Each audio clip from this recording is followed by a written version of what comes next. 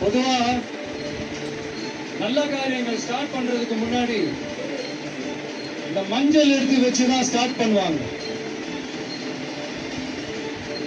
நம்ம வீட்டுல கூட நம்ம அம்மா, அக்கா, தங்கைகள் நமக்காக நாம நல்லா இருக்கணும்ன்றதுக்காக மஞ்சள் புடவை கட்டிக்கிட்டு தான் வேண்டிக்குவாங்க. அப்படி அந்த மஞ்சள்னாலே ஒரு தனி வைப்பு தாங்க.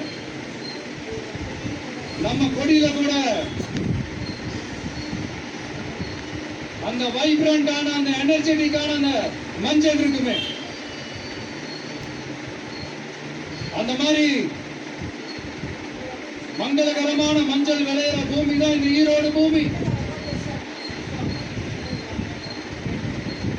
இங்க வந்து மஞ்சளை பத்தி பேசாம வேற எங்க போய் பேசுறது?